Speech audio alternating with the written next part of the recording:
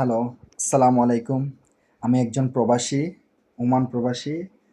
আম কোটা বিরোধী আন্দোলনের ২০২৪ সালে আমি আ কিছু কথা বলতে চাচ্ছি আমার প্রবাসী ভাইদের উদ্দেশ্যে।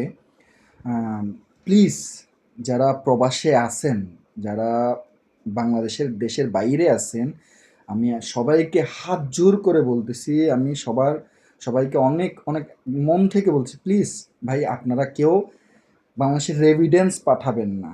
ব্যাংকের মাধ্যমে কেউ টাকা পাঠাবেন না। আপনারা বিকাশে পাঠান, হুন্ডির মাধ্যমে পাঠান, অন্য কোনো মাধ্যমে টাকা পাঠান। একটা মাস প্লিজ আমার বি অ্যা বাংলাদেশের বাইরে আমার আত্মীয়স্বজন, বন্ধু-বান্ধব, আমার বড় ভাই, ছোট ভাই অনেকজনই আছেন। আমি সবাইকে উদ্দেশ্য করে বলতেছি, আমার আত্মীয়স্বজন সবাইকে দেন, যারা আছেন, যারা সবাই আছেন, একদম সবাইকে প্লিজ একটু আপনারা বুঝার চেষ্টা করুন। আমি আজকে ২-৩ দিন ধরে দেশের যেই আপনার অনলাইনে যে ভিডিওগুলো দেখতেছি, সত্যি আমার পুরা শরীর শিহরিত হয়ে যাচ্ছে। আমি নিজেই আমার ইচ্ছে করতেছে আমি নিজেই গিয়ে রাজপথে দাঁড়াই। আমার সেই স্টুডেন্টগুলার সেই শিক্ষার্থীগুলার পাশে গিয়ে আমি নিজে রাজপথে দাঁড়াই। কিন্তু আমি অপারগ। আমি পারতেছি না।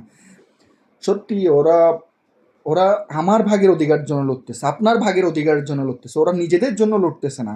প্লিজ আপনারা ওদেরকে সাহায্য করেন। ওদের পাশে দাঁড়ান। প্লিজ আপনারা ওদের মনোবল ভাঙিয়েন না। আপনাদেরকে আমি বারবার বলতেছি আপনারা কেউ একটা মাস রেমিট্যান্স পাঠাবেন না। এর বাহিরেও আপনি আরেকটা জিনিস খেয়াল করছেন? আপনার প্রবাসী মন্ত্রণালয় যে আরেকটা কথা বলছে, দেন বাংলাদেশ এয়ারলাইন্স, বাংলাদেশের যে কোনো বিমানই প্রবাসীদের লাশ নাকি ওরা নিয়ে যাবে না। কেন নিয়ে যাবে না? আমরা রেভিডেন্স যোদ্ধা। যদি কোটা পেতে হয় তাইলে হাজার হাজার কোটি কোটি যারা প্রবাসী আছে ওরা পাবে কোটা।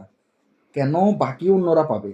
ওরা যারা যুদ্ধ করেছে ওরা নিজেরাই বলতেছে ওদের কোটা লাগবে না, ওদের কোনো সুবিধা লাগবে না, ওদের ছেলে মেয়ে, ওদের নাতিপুতি ওরা সবাই নিজেরা বলতেছে, নিজের মুখে বলতেছে ওদের কোনো ধরনের কোনো সুবিধা লাগবে না। তাইলে কেন আমাদের সরকার কেন ওদেরকে নিয়ে এত মানে এত ইয়া করতেছে আমি বুঝতেছি না।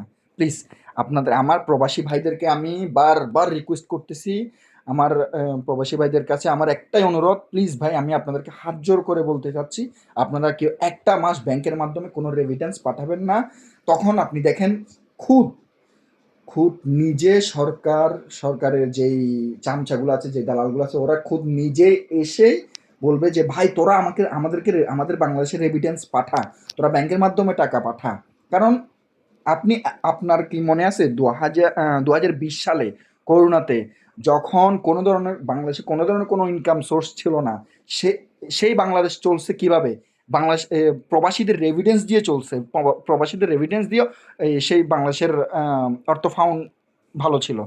সো আমি আপনাদেরকে আবার বলতেছি, বারবার বলছি, প্লিজ ভাই, প্লিজ একটা রিকোয়েস্ট রাখেন এই ভাইটার একটা রিকোয়েস্ট রাখেন। আমি আমার নিজের জন্য বলতেছি না, আমি সবার ভালোর জন্য বলতেছি। এবং যারা কোটা বিরোধী আন্দোলন যারা লড়তেছে ওরা সবাই আপনাদের আমাদের জন্য লড়তেছে, আপনার জন্য লড়তেছে, সবার জন্য লড়তেছে। সো ওদের দিকে তাকাই হলো, প্লিজ একটু আপনারা একটু ওদেরকে হেল্প করেন।